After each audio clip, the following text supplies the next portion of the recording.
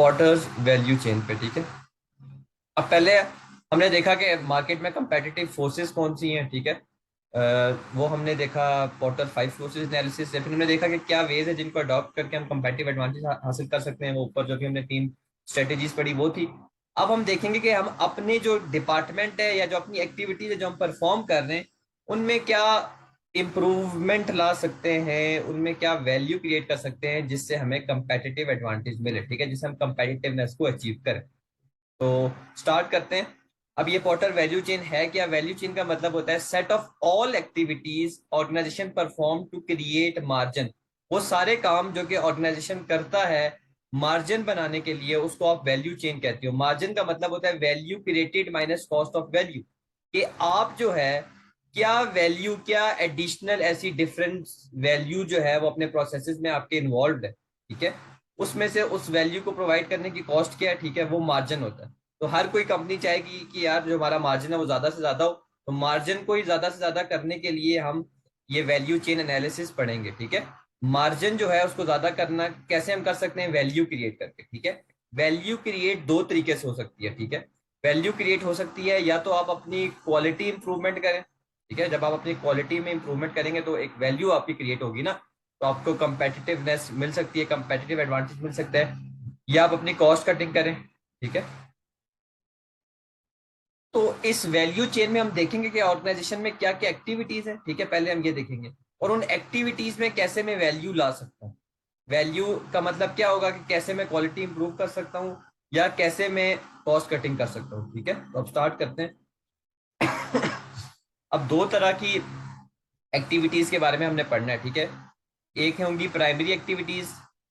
Primary activities का मतलब वो होता है जो कि डायरेक्टली रिलेटेड होती हैं टू क्रिएशन ऑफ प्रोडक्ट।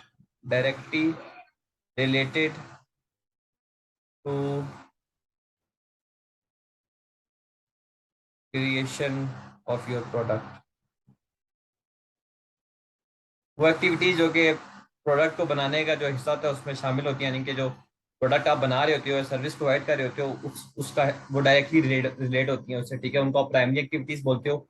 पांच तरह की प्राइमरी एक्टिविटीज हैं: inbound logistics, operations, outbound logistics, marketing and sales और सर्विस। ठीक है, अब स्टार्ट करते हैं फर्स्ट से। इनबाउंड लॉजिस्टिक्स क्या होता है? ठीक है, इनबाउंड लॉजिस्टिक्स का मतलब ये होता है कि जब आप जो प्रोडक्ट है मंगवा रहे होते हो विद इन द कंपनी। ठीक है, सॉरी, जो रॉ मटेरियल है आप विद इन द कंपनी मंगवा रहे होते हो, तो वो जो प्रोसेस है वो इनबाउंड लॉजिस्टिक्स कहलाता है। ठीक है, जिसमें आप receiving, storing and handling of raw materials करते हो। ठीक है, रॉ मटेरियल्स को रिसीव करना, ठीक है, उनको किस जगह पे स्टोर करना है, कैसे उनको हैंडल करना है, ये सारा काम किस, ये सारी एक्टिविटी क्या कहलाती है? इनबाउंड लॉजिस्टिक कहलाती है। अब इसमें आप कैसे वैल्यू क्रिएट कर सकते हो? इसमें उसने एग्जांपल दिए कि मिसाल के तौर पर आप just in time stock system चलाओ, जेआईटी स्टॉक सिस्टम चलाओ।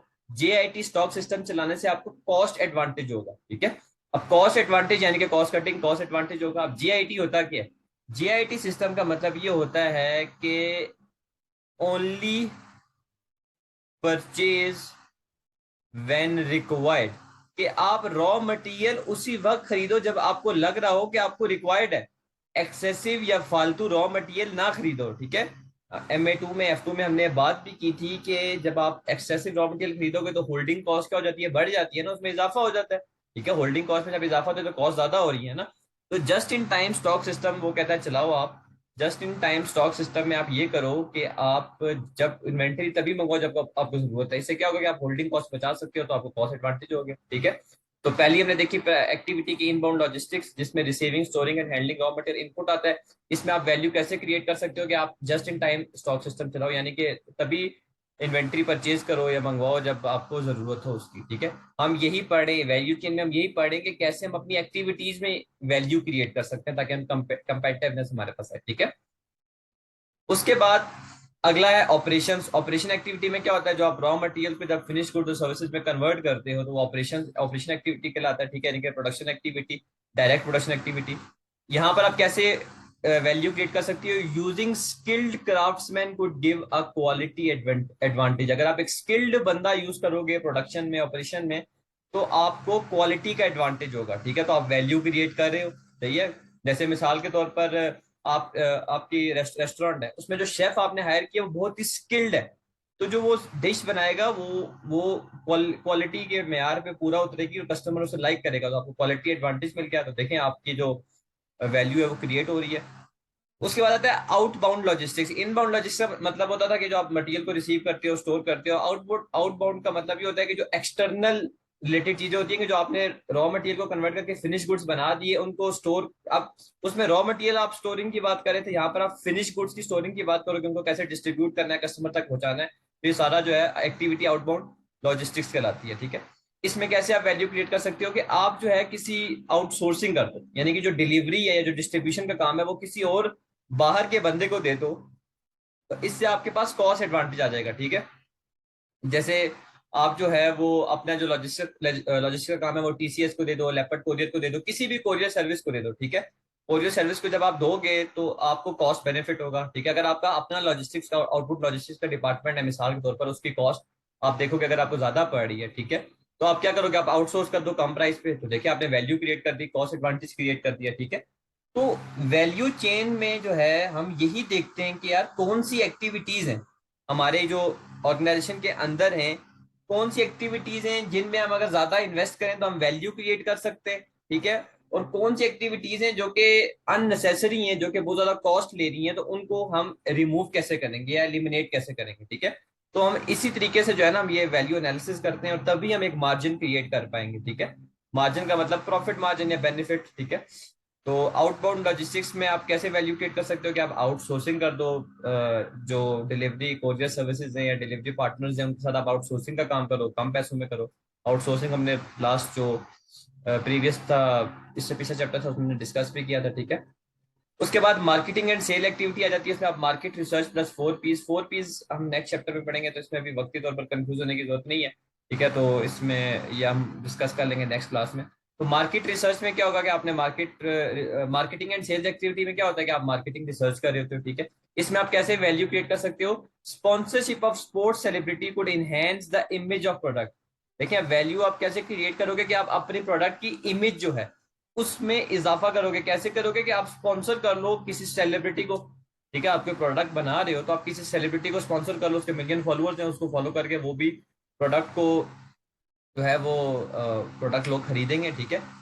ब्रांड एम्बेसडर्स जैसे होते हैं डिफरेंट जो कंपनीज होती हैं, उनके ब्रांड एम्बेसडर्स जो होते हैं वो सेलिब्रिटीज होते हैं, ठीक है। तो आप भी यही काम करो कि आप ने अगर सारा कुछ फॉर एग्जाम्पल सही करके तैयार भी कर लिया, सब कुछ कर लिया, लेकिन बेचना तो है ना, मार्केटिंग तो करनी है। मार्केटिंग में आप कैसे अपनी वैल्यू क्रिएट कर सकते हो कि आप किसी फेमस सेलिब्रिटी को as a brand ambassador hire कर लो, ताकि आपकी जो प्रोडक्ट की इमेज है वो एनहेंस हो जाए। तो अगर प्रोडक्ट की इमेज एनहेंस है तो आप वैल्यू क्रिएट कर रहे हो, ठीक है।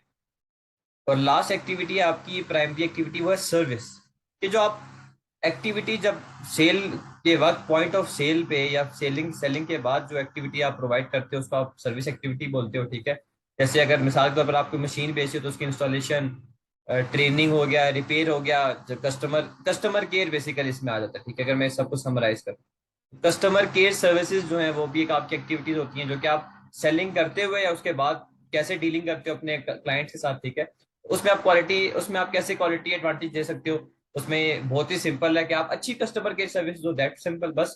कि आप कस्टमर केयर सर्विस जो है वो बेस्ट से बेस्ट दो, ठीक है। जो आपके कॉल सेंटर्स हैं उनके जो जो लोग हैं वो मतलब स्किल्ड लोग हों, ठीक है। उनको बोलने का तरीका था वो कस्टमर को वो बड़े आराम सुकून से तसल्ली से डील करें, अच्छे तरीके से डील करें, ठीक है।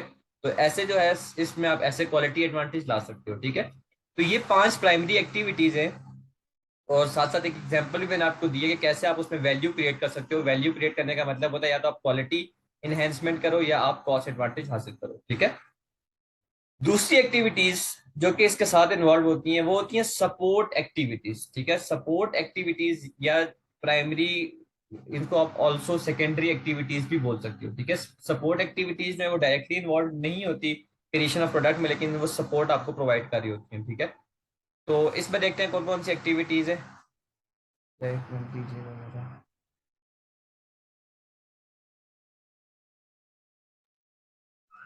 अच्छा, पहली जो चीज है वो है फर्म इंफ्रास्ट्रक्चर, ठीक है। इंफ्रास्ट्रक्चर का मतलब होता है कि कैसे चीजें जो है वो ऑर्गेनाइज होती हैं, ठीक है। अब इंफ्रास्ट्रक्चर में जो है आप, जो आपकी फर्म है या आपकी कंपनी है, कैसे वो ऑर्गेनाइज है, उसको स्ट्रक्चर क्या है, वो इंफ्रास्ट्रक्चर में आता है, ठीक है। अब इंफ्रास्ट्रक्चर में आप कैसे वैल्यू क्रिएट कर सकते हो, उसने कहा है कि आप फॉर एग्जाम्पल सेंट्रलाइज बाइंग करो, जिसकी वजह से आपको कॉस्ट एडवांटेज होगा, बल्क डिस्काउंट होगा, ठीक है। सेंट्रलाइज बाइंग का क्या मतलब है? मिसाल के तौर पर आपकी एक कंपनी है, उसके आपके उस कंपनी के आपकी कंट्री में जो है ना 3 डिवीजन्स ऑपरेट कर रही हैं, ठीक है, 3-4 ब्रांचेस है, ठीक है, मिसाल के तौर पर। अब हर ब्रांच वाले ने जो है ना अपना सेपरेट बाइंग डिपार्टमेंट रखा हुआ है। मैं एग्जांपल दे रहा हूँ, इस वाले ने भी अपना सेपरेट बाइंग डिपार्टमेंट रखा हुआ है, इस वाले ने भी अपना सेपरेट रखा हुआ है, इस वाले ने भी अपना सेपरेट रखा हुआ है, और फोर्थ वाले ने भी अपना सेपरेट रखा हुआ है। ये जो परचेजिंग डिपार्टमेंट है हर किसी का अलग अलग है, ठीक है। तो सेंट्रलाइज बाइंग का मतलब ये होता है कि हर किसी का अलग अलग परचेजिंग डिपार्टमेंट होने की जगह आप सेपरेटली जो है वो एक ही जो है वो परचेजिंग डिपार्टमेंट बनाओ, ठीक है, और एक ही परचेजिंग डिपार्टमेंट बनाओ, और उसी की ड्यूटी लगाओ कि हर किसी के लिए वो खरीदे, मटेरियल खरीदे, ठीक है, हर किसी के लिए मटेरियल खरीदे, ठीक है। तो देखें ना structure in which you are operating. तो सेंट्रलाइज बाइंग अगर आप करोगे, ठीक है, तो इससे आपकी कॉस्ट सेविंग होगी, क्योंकि 4 डिफरेंट डिपार्टमेंट, 4 डिफरेंट आपको डिपार्टमेंट्स यहाँ पर ऑपरेट नहीं करने पड़ेंगे, 4 डिफरेंट मतलब 4 डिफरेंट डिवीजन के लिए सेपरेट परचेजिंग डिपार्टमेंट नहीं होगा। तो एक ही होगा, सेंट्रल होगा, ठीक है, वही सब खरीदेगा। एक ही अगर होगा तो उसकी सप्लायर से सब जान पहचान भी अच्छी होगी और वो बल्क में खरीद रहा होगा, ठीक है। हो सकता है जो डिविजनल वाला हो वो थोड़ा थोड़ा, डिवीजन 1 वाला अपने लिए खरीद रहा है, 2 वाला अपने लिए, 3 वाला अपने लिए, 4 वाला अपने लिए, लेकिन जब एक ही बंदा खरीदेगा तो वो बल्क में खरीदेगा। तो एक तो ये आपको डिफरेंट ऑफिस को रन करने की कॉस्ट बच जाएगी, दूसरा आपको बल्क डिस्काउंट भी मिलेगा, ठीक है, तो ये फायदा है। तो फर्म इंफ्रास्ट्रक्चर जो है वो सपोर्ट एक्टिविटी होती है कि कैसे फर्म ऑर्गेनाइज्ड है, तो उसमें आप ये चेंजेस कर सकते हो जिससे आप वैल्यू प्रोवाइड कर सकते हो, ठीक है, in a form of cost advantage. फिर टेक्नोलॉजी डेवलपमेंट। टेक्नोलॉजी डेवलपमेंट का मतलब होता है कि फर्म टेक्नोलॉजी को कैसे यूज करिए, ठीक है। तो आप इसमें आप कैसे वैल्यू क्रिएट कर सकते हो? सिंपल, कस्टमर के हिसाब से जो है आप अपने प्रोडक्ट में अपडेट्स लाओ। सिंपल, कस्टमर के हिसाब से आप अपनी प्रोडक्ट में अपडेट्स लाओगे, ठीक है। टेक्नोलॉजिकल अपडेट, क्योंकि हम टेक्नोलॉजी डेवलपमेंट की बात करें तो टेक्नोलॉजिकल अपडेट लाओगे तो आप वैल्यू क्रिएट करोगे, क्वालिटी एडवांटेज आपको होगा, ठीक है। मतलब आज जो लेटेस्ट दौर चल रहा है, हर किसी को स्मार्टफोन पसंद है, तो आप स्मार्टफोन बनाओगे लोगों की स्पेसिफिकेशन के मुताबिक, ठीक है, 5 इंचज या 6 इंचज स्क्रीन वाला, तो वो बिकेगा। लेकिन अगर आप वो पुराने वाले 3 इंचज के टच मोबाइल लाओगे तो 3 इंचज का फोन, 3.5 इंचज का फोन कोई भी नहीं खरीदेगा, ठीक है। तो टेक्नोलॉजी डेवलपमेंट इज सिंपल कि आप लेटेस्ट टेक्नोलॉजी यूज करो कस्टमर के हिसाब से, ठीक है, जो ऐसी चीजें बनाओ जो कि कस्टमर प्रेफर करता है, ठीक है। और इसमें दूसरी चीजें भी आ सकती है कि आप लेटेस्ट कंप्यूटर कंट्रोल मशीनरी भी इस्तेमाल करो, ठीक है। तो लेटेस्ट मशीनरी से ऑब्वियसली आप लेटेस्ट चीजें बना सकते हो, तो ऐसे आप यहाँ पर इन्हेंसमेंट ला सकते हो, क्वालिटी एडवांटेज। फिर human resource development, HR development. HR development में ये होता है कि कैसे जो एचआर है, यानी कि जो लोग आपने एम्प्लॉय किए हैं वो कैसे आपको कंपेटिटिव एडवांटेज दे सकते हैं, ठीक है। देखें जो लोग आपने एम्प्लॉय किए हैं अगर वो एक्सपर्ट्स होंगे, ठीक है, उनके माइंड जो है वो तेज होंगे, तो अपनी थॉट से, अपनी वो इनपुट से, गाइडेंस से भी वो क्वालिटी एडवांटेज दे सकते हैं, ठीक है।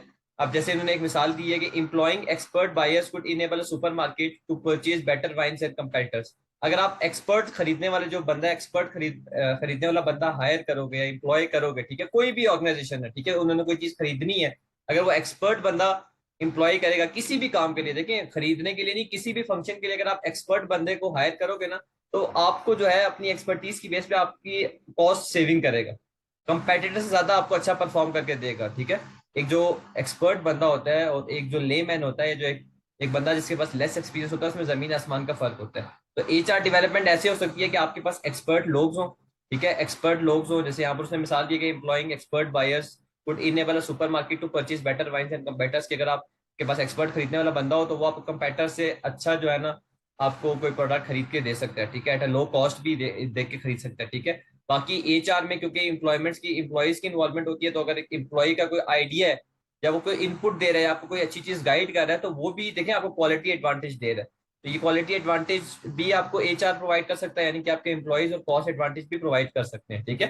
तो ये टोटली यानी कि आपको एक वैल्यू मिल रही है। उसके बाद आता है आपका प्रोक्योरमेंट, ठीक है। प्रोक्योरमेंट यानी कि इसको आप परचेजिंग डिपार्टमेंट भी बोलते हो, प्रोक्योरमेंट एक्टिविटीज को आप परचेजिंग डिपार्टमेंट भी बोलते हो। परचेजिंग का मतलब ये नहीं होता कि सिर्फ मटेरियल्स परचेज करते हैं, बाकी भी चीजें हो सकती है, ठीक है।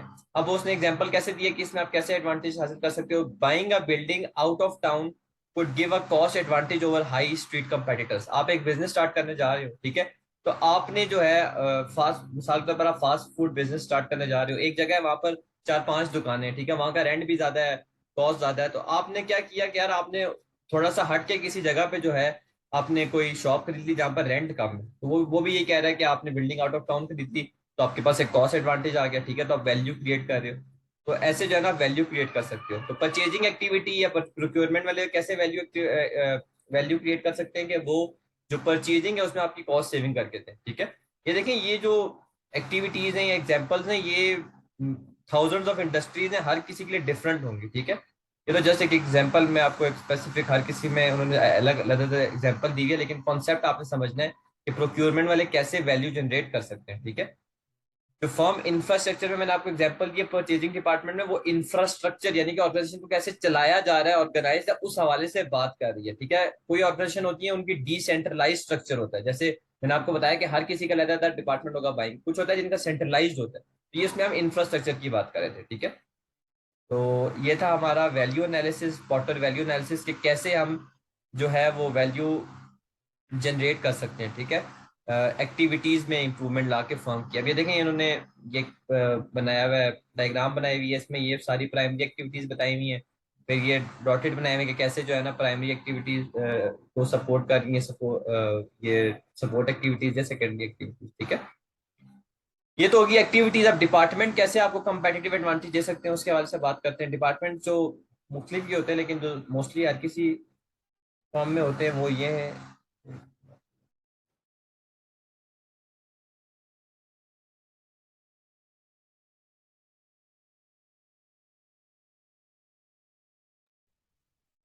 पहला परचेजिंग डिपार्टमेंट है, वो आपको कॉस्ट एडवांटेज कैसे दे सकता है। सस्ता मटेरियल आपको खरीद के दे, बल्क डिस्काउंट आपको लेके दे, सेंट्रलाइज बाइंग करे। जो प्रोक्योरमेंट था वो एक्टिविटी थी, और वो एक्टिविटी कौन सा डिपार्टमेंट करती है, परचेजिंग डिपार्टमेंट। तो एक्टिविटी और डिपार्टमेंट में फर्क आपको ये समझना है, ठीक है। क्वालिटी एडवांटेज आपको क्या दे सकती है, higher material, higher quality material दे ले, हायर क्वालिटी मटेरियल बाय करे, एक्सपर्ट बायर्स को एम्प्लॉय करे जिनको पता हो कि यार कैसे चीज़ों को लेकर चलना है, ठीक है, क्या चीज़ खरीदनी है। तो वो आपको कंपेटिटर से अच्छी चीज़ खरीद कर देंगे। तो देखिए, आपको देखना है हर ऑर्गेनाइजेशन को अपने हिसाब से कि उन्हें कॉस्ट एडवांटेज चाहिए, क्वालिटी एडवांटेज चाहिए, ठीक है।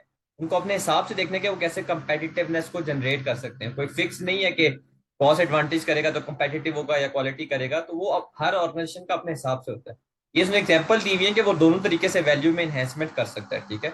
ये अब उसकी रिक्वायरमेंट के हिसाब से है कि उसे कौन सा वाला वैल्यू चाहिए, ठीक है, क्वालिटी चाहिए या कॉस्ट चाहिए। बाकी प्रोडक्शन डिपार्टमेंट वाले कैसे कॉस्ट एडवांटेज यानी कि कॉस्ट में कमी कर सकते हैं। मैस प्रोडक्शन लाइन, इसका भी मतलब है कि इकोनॉमीज ऑफ स्केल है, बल्क में सारा काम करें तो कॉस्ट पर कम होगी। स्टैंडर्डाइजेशन में प्रोडक्ट की, हर प्रोडक्ट ऑलमोस्ट एक सिमिलर प्रोसेस से गो थ्रू होकर जा रहा, कुछ डिफरेंट ना हो हर चीज में, ठीक है। वो फिर यही बात आ जाती है कि स्टैंडर्डाइज प्रोडक्ट होगा, एक जैसा होगा, तो मैसिवली जब बनेगा तो कॉस्ट में कमी करेगा। Employing workers just above the minimum wage, अगर एक जगह पे मिनिमम वेज 5,000 है मंथली फॉर एग्जांपल, तो आप जो है वर्कर्स को 5,050 रुपए दो, just above the minimum wage, ज्यादा ना दो, मतलब वेज से थोड़ा सा अबव दो। तो इस तरह आप कॉस्ट में कमी कर सकते हो।